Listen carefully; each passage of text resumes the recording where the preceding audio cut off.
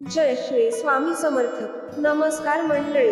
भिऊ नकोस, मी तुझ्या पाठीशी आहे, असे आश्वासन देणारे श्री स्वामी समर्थ हे अनेक श्रद्धाळूंचे श्रद्धास्थान. आज 10 एप्रिल 2024 स्वामींचा प्रगट दिन. श्रीपाद वल्लभ श्री नृसिंह सरस्वती यांच्या नंतरचे भगवान श्री दत्तात्रय यांचे ते तिसरे पूर्णावतार अवतार आहेत, अशी मान्यता आहे. अक्कलकोट येथे खूप काळ वास्तव्य केलेले गाणगापूरचे श्री नृसिंह सरस्वती हेच नंतर श्री स्वामी समर्थांच्या रूपाने प्रकट झाले, असे म्हणतात. मी नृसिंहभान असून श्रीशैलमजवळील कर्दळी वनातून आलो आहे. हे स्वामींचे उद्गार ते नृसिंह सरस्वतींचा अवतार असल्याचे सुचवतात. श्री स्वामी समर्थ 19व्या शतकात होऊन गेले. विविध ठिकाणी स्वामी विविध नावांनी वावरले. महाराष्ट्र व कर्नाटकात त्यांनी दत्त संप्रदायाचा प्रसार केला. 1856च्या सुमारास स्वामी समर्थ अक्कलकोटास आले.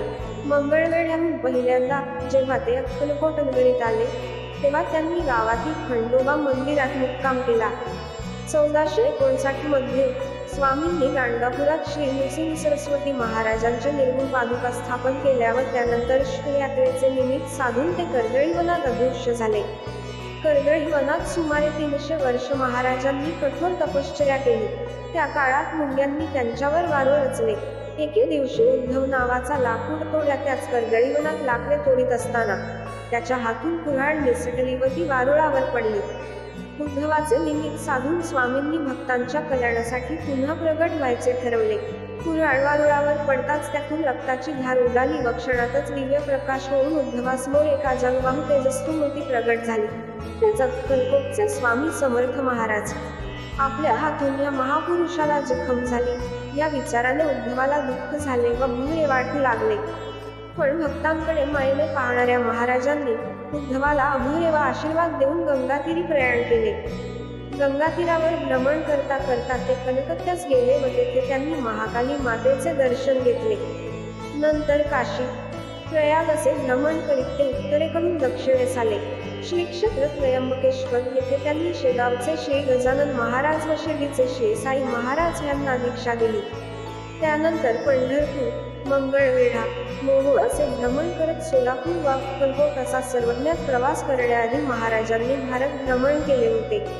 त्यांच्या या भ्रमणात त्यांनी अनेकांना दृष्टांत दिले. अक्कलकोट निवासातील प्रसंग.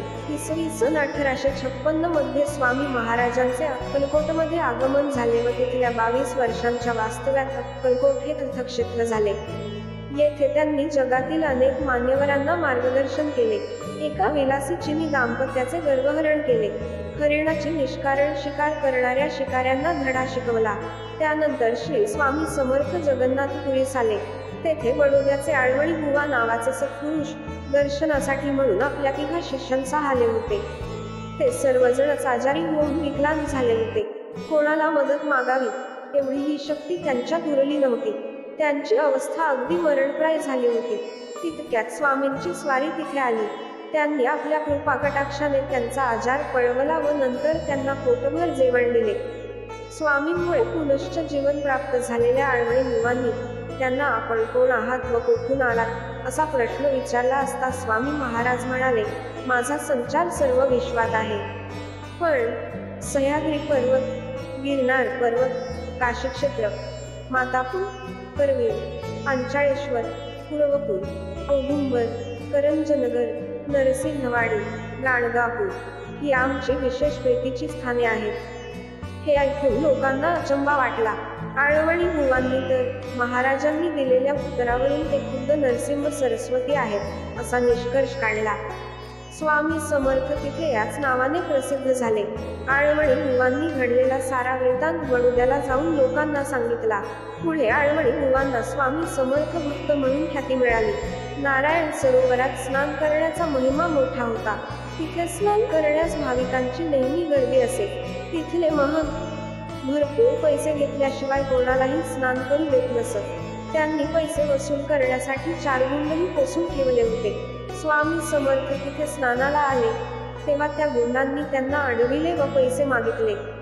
स्वामी समर्थांजवळ पोहोचून पैसे असणार ते काहीही न बोलता स्नानासाठी तलावाकडे निघाले.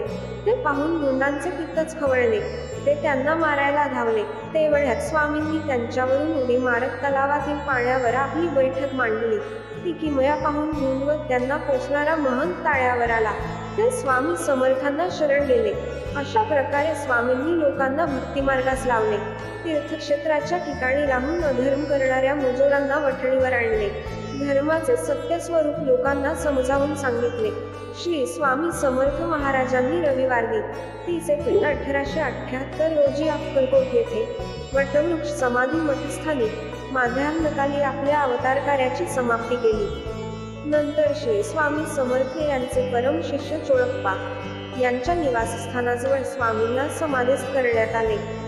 असे म्हणतात की स्वामी महाराज पुन्हा कर्दळी वनात लिप्त झाले तरी देखील आजही ते समस्त भक्तांच्या पाठीशी सदैव उभे आहेत.